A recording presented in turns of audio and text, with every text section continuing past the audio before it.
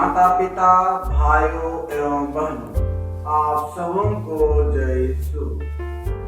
पास्का काल के 5वां इतवार के तीनों पाठों से हमें यह संदेश मिलता है कि हम उनके आज्ञाओं का पालन करें और हमेशा यीशु के साथ जुड़े रहें।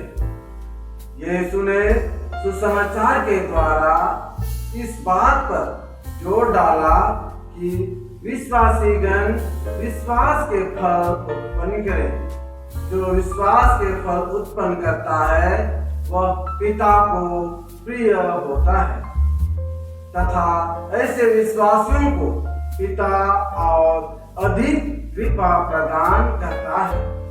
वह उस डाली को जो फलती है उसे छांटता है जिससे वह और अधिक फल उत्पन्न करे। इस प्रकार पिता उन डालियों या लोगों को विभिन्न घटनाओं परिस्थितियों के द्वारा और अधिक सक्षम और योग्य बनाता है।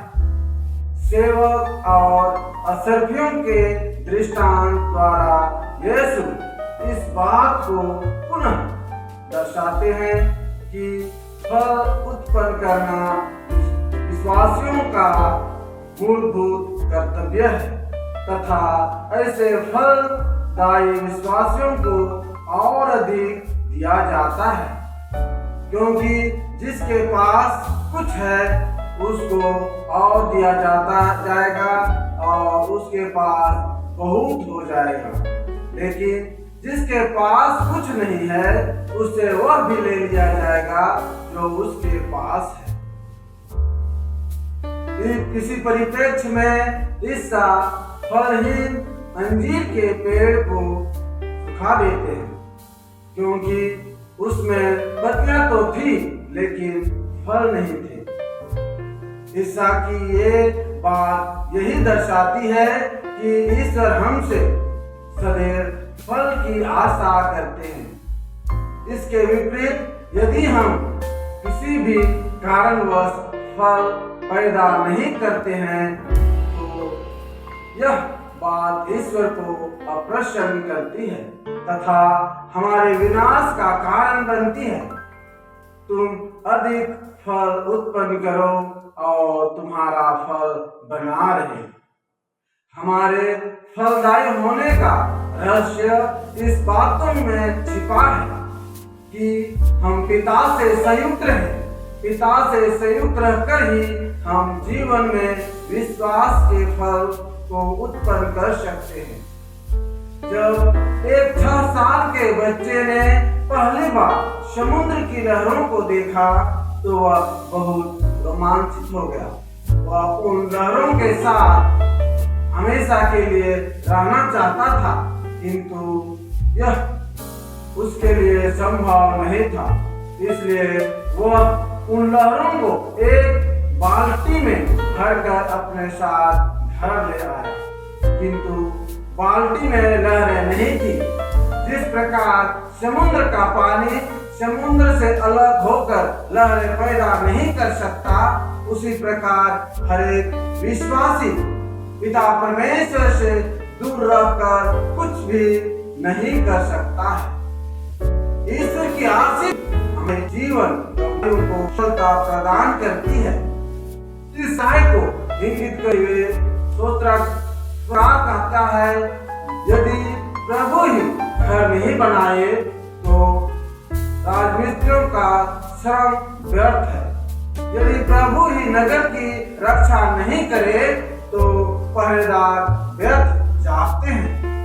कठोर परिश्रम की रोटी खाने वालों, तुम व्यर्थ ही सवेरे जागते और देर से सोने जाते हो।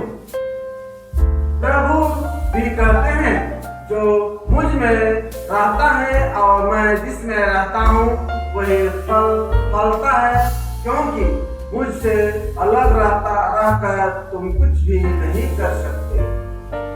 हम प्रभु के साथ किस प्रकार जुड़े रहना चाहते हैं जिससे हम भी फलदायी बने तथा और अधिक फल पैदा करें।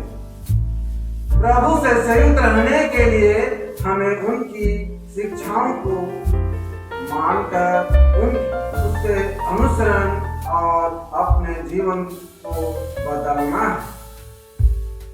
बीज के दृष्टांत के द्वारा यीशु इसकी सच्चाई को प्रतिपादित करते हुए बताते हैं कि वही बीज का फल उत्पन्न करता है जो अच्छी भूमि में गिरा हो।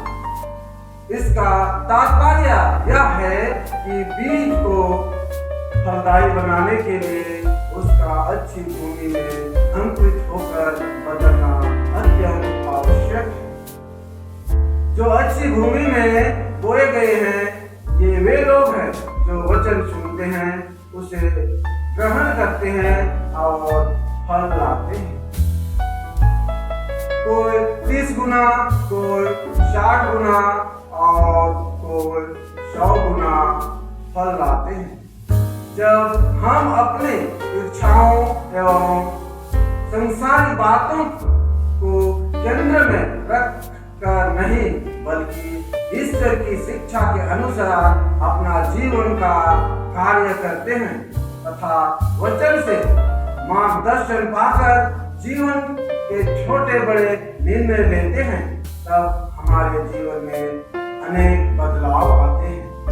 हमारा जीवन अधिक भाग्यवान तथा सच्चा बन जाता है।